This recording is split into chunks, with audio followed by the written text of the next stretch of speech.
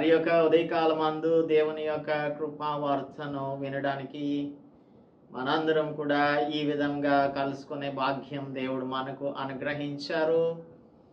అందును బట్టి దేవునికి కృతజ్ఞతలు చెల్లిస్తూ మీ అందరికీ కూడా వందనాలు చెల్లిస్తున్నాను.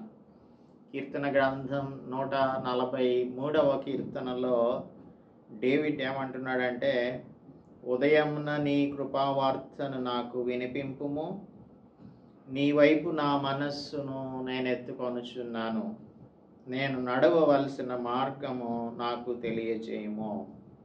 నీ వైపు నా మనస్సును నేను ఎత్తుకొనుచున్నాను, నేను నడవవలసిన మార్గం నాకు తెలియజేయము అని అంటున్నాడు.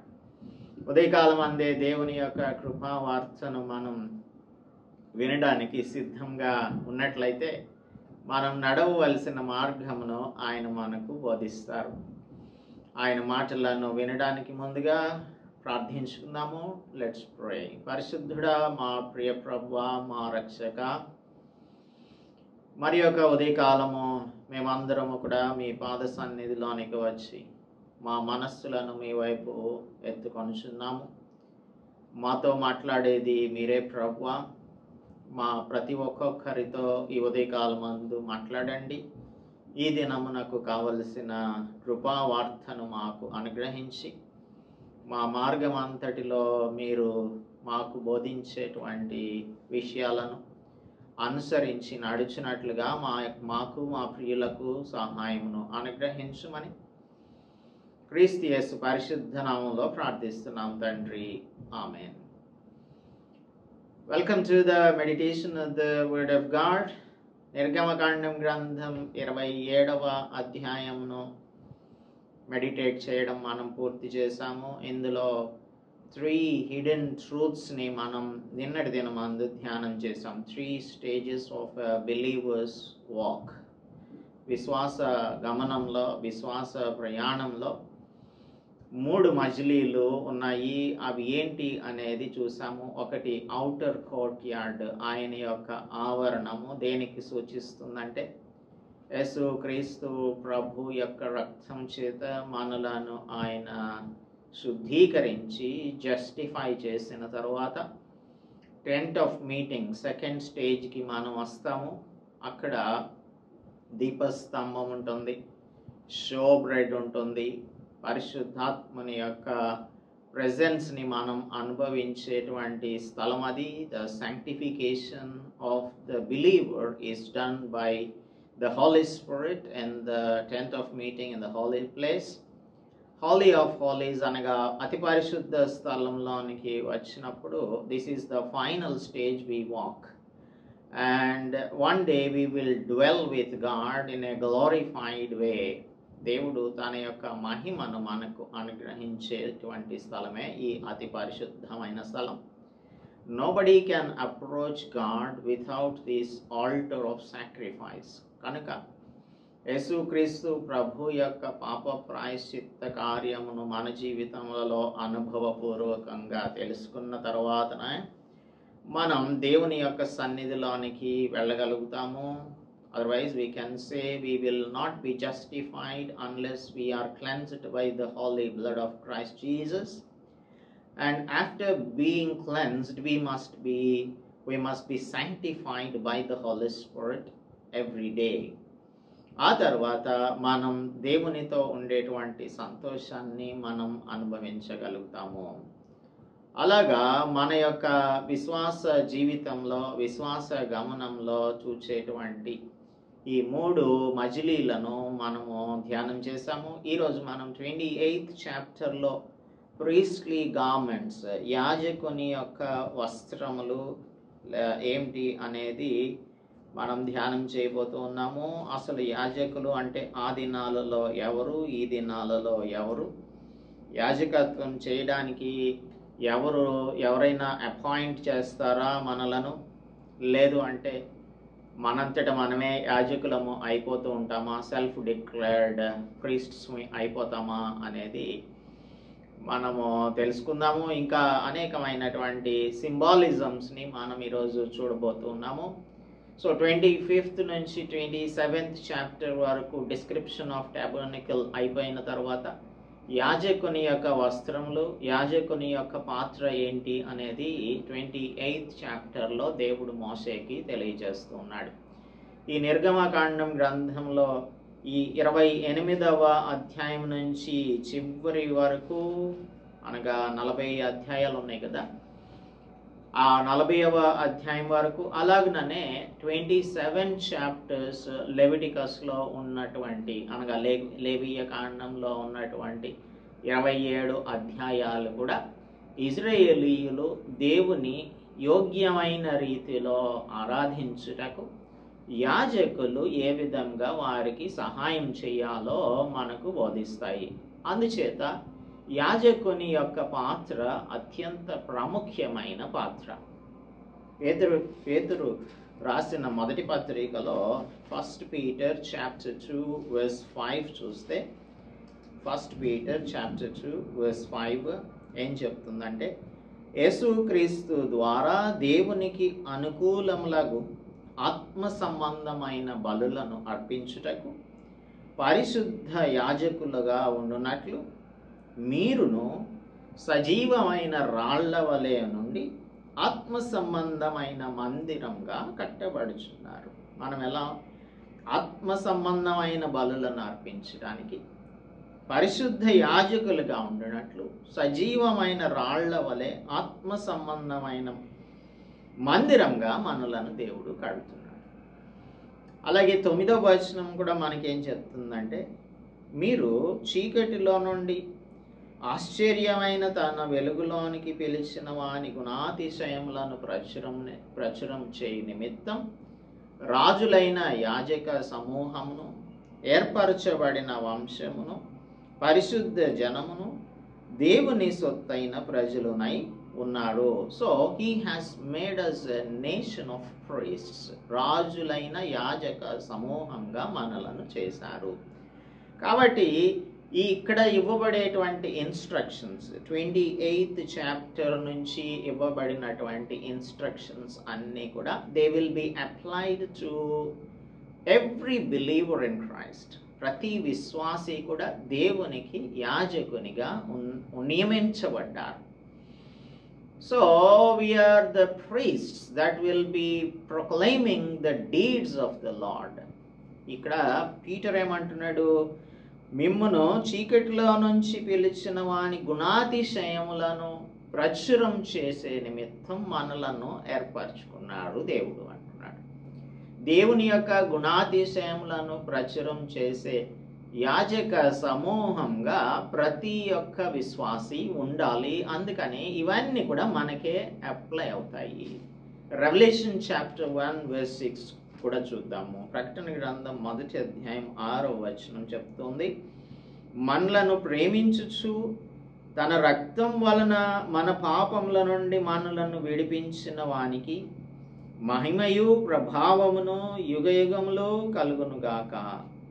ఆయన మనలను తన తండ్రియగు దేవునికి ఒక రాజ్యంగాను యాజకులుగాను చేశాడు. మనల్ని ఎలా చేశాడు? ఆయన ఒక రాజ్యంగాను యాజకులుగాను చేశాడు. తండ్రికి మనలను రాజ్యంగాను యాజకులను గాను ఆయన మనలను చేశారు. So as the royal priesthood, దేవుని యొక్క పార్ట్నర్స్గా మనం, అనగా దేవుని జత పనివారంగా మనము ఆయన యొక్క వ్యవసాయంగాను ఆయన యొక్క గృహముగాను ఉన్నాము అని అపోస్తలుడు పౌల్ కూడా చెప్తూ ఉన్నాడు. So we are a royal priesthood, not only royal priesthood, we are the partners in the extension of the kingdom of God, and we are the field for the Lord. మనం దేవుని యొక్క వ్యవసాయమై ఉన్నాము, ఆయన యొక్క గృహమై ఉన్నాము, ఆయన యొక్క ఆలయమై ఉన్నాము మనం అంటాడు. ఇంకా మనకు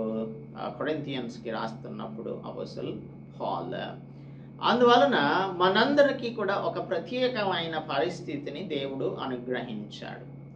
so first thing what we have to understand is, యాజకత్వం అనేది జన్మ హక్కు కాదు.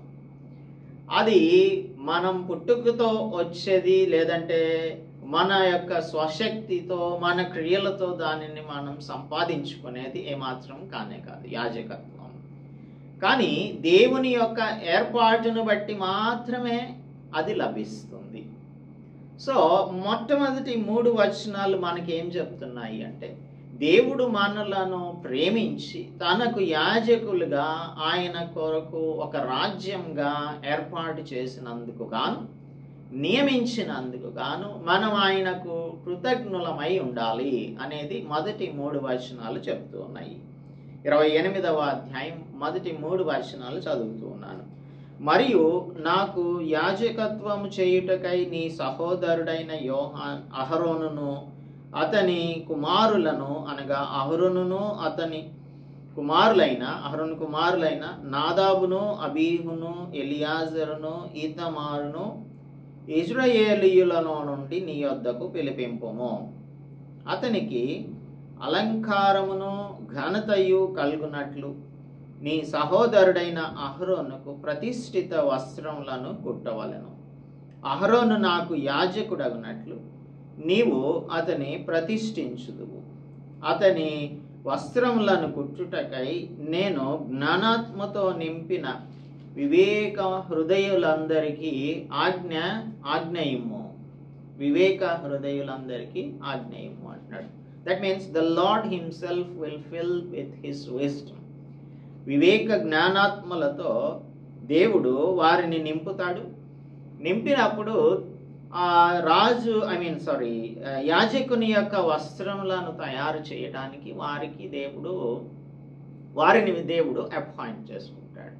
So first thing is the appointment of the priest, the high priest and the priests. So ఈ 3 వచనాలు యాజకులైనటువంటి వారిని దేవుడే నియమిస్తాడు అని మనకు చెప్తూ ఉన్నాయి. దేవుడే నియమించాలి. మనం కూడా మన క్రియల చేత మనం రక్షింపబడలేదు, కానీ ఉచితముగా దేవుడు తన యొక్క కృప చేతనే మనలను రక్షించాడు. సో విశ్వాసం ద్వారా దేవుని యొక్క కృప చేతనే ప్రతి ఒక్కరూ రక్షింపబడ్డాం. మనందరం కూడా లోపములు కలిగినటువంటి వారమే. we know about Aaron. అహరోను చేసినటువంటి క్రియలన్నీ కూడా మనకు తెలుసు. అహరోను మన వంటి లోపం కలిగిన మనుష్యుడే.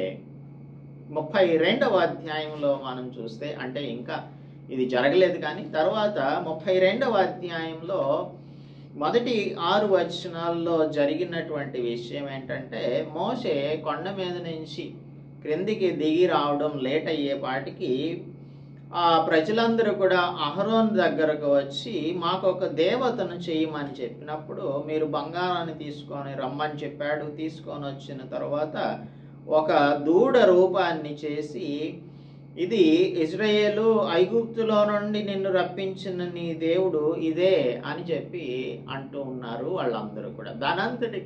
దానంతటికి కారణం ఎవరు? ఏరోన్. కనుక తర్వాత 22వ వచనంలో 32:22లో చూసినప్పుడు అహరోనుతో మోసే కన్ఫ్రంట్ చేసినప్పుడు, అప్పుడు మోసే 21వ వచనం చదువుతాను. నీవు ఈ ప్రజల మీదకి ఈ గొప్ప పాపం రప్పించినట్లు వారు నిన్ను ఏం చేసిరి అని అహరోనును అడుగుతూ ఉన్నాడు.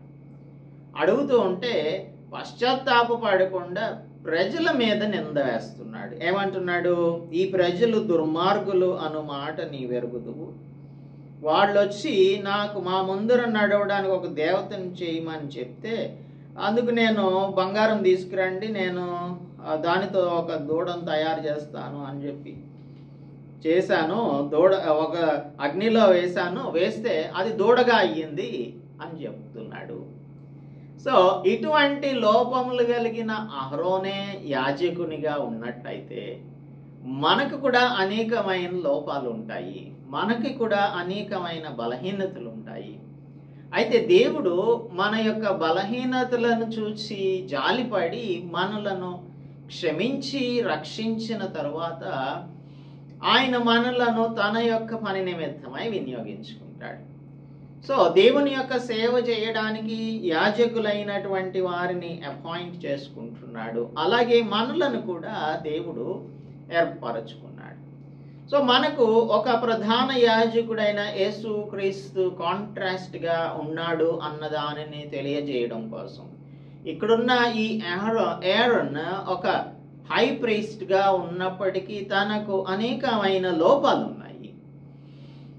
మనం లేవీయ కాండంలో చూసినట్టయితే అక్కడ ఈ ఆరోను యొక్క కుమారులు నాదాబు అబీహులు తమదైనటువంటి అగ్నిని దేవుని యొక్క సన్నిధిలోనికి తీసుకొని వెళ్తే వాళ్ళని కాల్చివేశారు. అక్కడ బాధ్యత ఎవరిది అంటే తండ్రిదే బాధ్యత. ఎందుకనంటే he should teach them what should be done and what shouldn't be done అనేది తండ్రిగా వారికి చెప్పాల్సి ఉంటుంది కదా. అయితే అక్కడ కూడా వారికి చెప్పలేకుండా ఉన్నాడు. ఇంకా నంబర్స్ చాప్టర్ 12లో సంఖ్యాకాండం 12వ అధ్యాయంలో చూస్తే మోషే మీదనే అసూయ పడుతూ ఉన్నాడు. సంఖ్యాకాండం 12వ అధ్యాయంలో జరిగినది ఏంటంటే ఈ మోషే కూషు దేశపు స్త్రీని పెండ్లి చేసుకొని ఉండేను కనుక అది ఎప్పుడో జరిగిన విషయం. అతడు పెండ్లి చేసుకుని ఆ స్త్రీని బట్టి మిరియాము అహరోనులు అతనికి విరోధంగా మాట్లాడారు. అప్పుడు ఏమంటున్నారు వాళ్ళు, మోసే చేత మాత్రమే యెహోవా పలికించిన ఆయన మా చేత పలికించలేదా అని చెప్పుకుంటుంటే యెహోవా ఆ మాట విన్నాడు. సరే, ఆ విషయం అంతా కూడా మనకు తెలుసు. తర్వాత మిరియాముకేమో హిమము వంటి తెల్లని కుష్టు వచ్చింది. అప్పుడు 11వ వచనంలో అహరోను అంటే కుష్ఠరోగం వస్తే గానీ అర్థం కాలేదు ఆయనకి. అయ్యో నా ప్రభువా, మేము అవివేకులము, పాపులమైన మేము చేసిన ఈ పాపమును మా మీద మోపవద్దు అని అంటున్నాడు. 32వ అధ్యాయంలో మోషే వచ్చి కన్ఫరెంట్ చేసినప్పుడు ఎందుకు జనులు పాపం చేసేలాగా చేశావు నీవు అని అంటే అక్కడ పశ్చాత్తాపడలేదు. కానీ ఇక్కడ కుష్ఠరోగం వచ్చింది మిరియాముకు. వచ్చినప్పుడు పాపులమైన మేము చేసిన ఈ పాపమును మా మీద మోపొద్దు అని అడుగుతూ ఉన్నాడు. సో ఇప్పుడు మనం చేయవలసింది, దేవుడు మనలను యాజకులుగా నియమించినప్పుడు లోపములు గల మనుష్యులను పాపులమైన మనందరం కూడా పాపమే కదా, దేవుడు అనుగ్రహించు మహిమను పొందలేనటువంటి వారిగా మానవులందరూ ఉన్నారు. మనం కూడా అంతే. We also belong to the same sect. అదే హ్యూమన్ కైండ్, అదే ఆదాము యొక్క సంతానంగా మనం ఉన్నాం కనుక మనం కూడా దేవుని దృష్టిలో లోపములు కలిగిన వారమే. అయినప్పటికీ కూడా దేవుడు మన ఎడల తన కృపను చూపించి తన బిడ్డలనుగా మనలను చేసుకున్నారు. అందును బట్టి దేవునికి మనం కృతజ్ఞత కలిగిన వారంగా జీవించాలి. ఎందుకు? మనలను ఆయన ఏర్పరచుకున్నందుకు గాను, ఆయన ప్రేమను బట్టి, ఆయన కృపను బట్టి మనలను మనం తగ్గించుకొని ఆయనకు విధేయత కలిగిన వారంగా ఉండాలి. అంతేగాని ఈ అహరోను ఏ విధంగా అయితే ఇప్పుడు ద్వితీయోపదేశకాండం 9వ అధ్యాయంలో చూసినట్టయితే మోసెస్ కనుక ఇంటర్వ్యూన్ అవ్వకపోతే అహరోను యొక్క పరిస్థితి ఏమయ్యేదో చూద్దాం. 9:20లో చూసినట్టయితే ద్వితీయోపదేశకాండంలో, మరియు యెహోవా అహరోనును నశింపచేయుటకు అతని మీద బహుగా కోపపడగా నేను అహరోనుకై అప్పుడే బ్రతిమాలుకొంటిని. అప్పుడు మీరు చేసిన పాపమును అనగా ఆ దూడను నేను పట్టుకొని అగ్నితో దాన్ని కాల్చి నలుకొట్టి అది ధూళి అగునంత మెత్తగా నూరి ఆ కొండ నుండి పారు ఏటిలో ఆ ధూళిని పారబోసాను అని మోసెస్ రిమైండ్ చేస్తున్నాడు. So if I have not pleaded the Lord on behalf of you, the Lord would have destroyed you, Aaron అని చెప్తూ ఉన్నాడు. సో మనలను మన యొక్క పాపములన్నింటిని బట్టి దేవుడు ఎప్పుడో నాశనం చేసి ఉండవలసింది. కానీ ఎటువంటి లోపము లేని, పాపం లేని యేసుక్రీస్తు ప్రభువు మన కొరకు ప్రధాన యాజకునిగా వచ్చి తన రక్తమును మన కొరకు చిందించి మనలను శుద్ధీకరించడాన్ని బట్టి మనలను దేవుడు క్షమించాడు అనే విషయాన్ని మనం ఎప్పుడు కూడా జ్ఞాపకం ఉంచుకొని దేవునికి ఎల్లప్పుడూ కృతజ్ఞత కలిగిన వారంగా జీవించాలి. So the first 3 verses tell us that we have to live a life that is grateful unto the Lord, humbling ourselves. మనలను మనం తగ్గించుకొని దేవునికి విధేయత చూపించే వారంగా, మన నీతిని మనం గనక ఆధారం చేసుకుంటే we can not go in to the presence of the lord. దేవుని యొద్దకు మనం వెళ్ళడానికి మనకి ఏమాత్రమును కూడా యోగ్యత లేనే లేదు. ఆ యోగ్యతను కలిగించిన వాడు మనకు దేవుడే. క్రీస్తు ప్రభువును ఈ లోకంలోనికి పంపించుట ద్వారా మనకును ఆయనకును మధ్యవర్తిగా యేసు క్రీస్తు ప్రభు పాప ప్రాయశ్చిత్త కార్యాన్ని చేయడాన్ని బట్టి, ఆ పాప ప్రాయశ్చిత్త కార్యమును బట్టి మనలను రక్షించినందుకు గాను, రక్షించిన దానిని బట్టి ఇప్పుడు యేసు ప్రభువు చిందించిన రక్తాన్ని చూసి మన పాపములను ఇప్పటికీ కూడా ఆయన క్షమిస్తూ ఉన్నారు. సో దేవుడు మనకు ఇంత గొప్ప క్షమాపణను అనుగ్రహిస్తున్నందుకు గాను దేవునికి మనం కృతజ్ఞత కలిగిన వారంగా జీవించాలి అని ఈ ఫస్ట్ 3 verses మనకు తెలియజేస్తున్నాయి. రెండవదిగా మనం దేవుని యొక్క నీతి అనే వస్త్రములను ధరించుకున్న వారంగా దేవుని కొరకు ఆయన అప్పగించిన యాజకత్వపు పనిని చేయాలి అని మనకు తెలియజేస్తూ ఉన్నాయి నెక్స్ట్ ఫ్యూ వర్సెస్. కాబట్టి ఎఫోదు అంటే ఏంటి, తర్వాత blue colour, gold colour, purple colour, red colour, ఇవన్నీ కూడా మనం ముందుగానే ధ్యానం చేసాము. So what is the resemblance of that, వాటి యొక్క సాదృశ్యం ఏంటి, అవన్నీ కూడా మనం రేపటి దినం అందు ధ్యానం చేద్దాం. Let us pray. పరిశుద్ధుడా, మా ప్రియ ప్రభువా, మా పరమరక్షక, మా తండ్రి, మేము ఇంకనూ పాపులమై ఉండగా క్రీస్తు యేసు మా కొరకు తను సిలువలో మరణించి మా కొరకు పాప ప్రాయశ్చిత్త కార్యమును ప్రధాన యాజకునిగా చేసి ఉన్నారు. ఆ ప్రధాన యాజకుడైన యేసుక్రీస్తు ప్రభువు లోపం లేనివానిగాను పాపం లేనివానిగాను ఉన్నారు. హెబ్రీయులకు రాసిన పత్రికలో మేము చదువుకుంటున్నాము. అయితే ప్రభువా, లోపములు గల అహరోనును, తన కుమారులైన నాదాబును, అబీహును, ఎలియజరును, ఈతమారును మీరు యాజకులనుగా చేసుకున్నారు అంటే దానికి అర్థం మేము కూడా లోపములు కలిగినటువంటి వారమైనప్పటికీ మా లోపములన్నింటినీ కూడా సరిదిద్ది మమ్మలను పరిశుద్ధపరిచి మీ సేవ కొరకు, మీ పని కొరకు, మీ రాజ్య వ్యాప్తి కొరకు పనిచేయునట్లుగా రాజులైన యాజక సమూహంగా సజీవమైన రాళ్లతో మందిరంగా మమ్మలను కట్టించున్నారు. అందును బట్టి మీకెంతో కృతజ్ఞతలు, స్తోత్రములు, వందనములు చెల్లించుకుంటూ మేమందరం కూడా మీకు తగినటువంటి యాజకులంగా పనిచేసి మీ నామమును మహిమపరిచే రీతిలో మా జీవితంలో ఆయన ఉండునట్లు సహాయం అనుగ్రహించమని క్రీస్తు యేసు పరిశుద్ధ నామంలో ప్రార్థిస్తున్నాం తండ్రి, ఆమేన్. దేవుని నామానికి స్తోత్రం. అందరికీ కూడా వందనాలు.